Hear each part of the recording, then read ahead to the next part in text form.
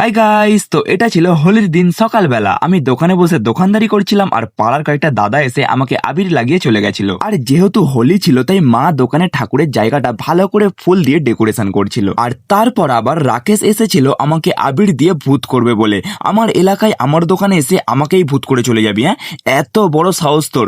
আমাকে তো ভূত করতে পারেনি, কিন্তু আমি ওকে পিঙ্কি পঙ্কি করে ছেড়ে দিয়েছিলাম।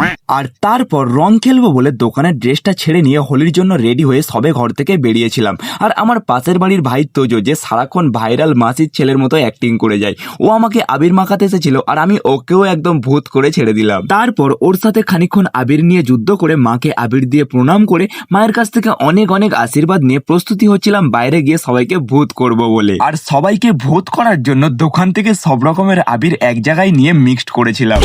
তারপর হাঁটতে হাঁটতে যাচ্ছিলাম দাদার বাড়ির দিকে। আর হোলির দিন ভাই সাব, সূর্যের এত তেজ মনে হচ্ছিল সূর্য মামা যেন জড়িয়ে ধরে আছে, এতটাই গরম পড়েছিল। আর তারপর দাদার পাড়ায় পৌঁছানোর পর দাদা দেখি না নেতাদের মতো হাঁটতে হাঁটতে পিছনে করে একটা বেলুন লুকিয়ে লুকিয়ে নিয়ে আসছিল আমাকে মারবে বলে, কিন্তু নিশানা ভুল হয়ে বেলুনটা আমাকে না মেরে আমার পাশে একটা কাকু দাঁড়িয়েছিল তাকে মেরে দিয়েছিল।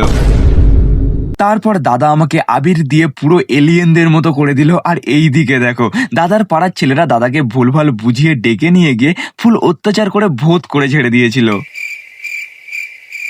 আর তারপর দাদাদের পাড়ায় একটু মজা করে আমরা সবাই বাইক নিয়ে বেরিয়েছিলাম চারিদিকের হালচাল দেখতে, যে কোথায় কি হচ্ছে। চারিদিকে ঘোরাঘুরি করে পুরোপুরি ভূত হয়নি, মোটামুটি ভালো অবস্থায় হেঁটে হেঁটে বাড়ির দিকে ফিরছিলাম। আর বাড়ি আসার সময় রাস্তায় একটা মুখোশ এমন ভাবে পড়ে আছে, হঠাৎ করে কেউ দেখলে যে কেউ ভয় পেয়ে যাবে। আজকের মতো ভিডিওটা এখানেই শেষ করছি। আর সকলের হোলি কেমন কেটেছে অবশ্যই আমাকে কমেন্ট বক্সে জানিও। দেখা হচ্ছে তোমাদের সাথে আবার পরের মিনি ব্লগে। Till then, by.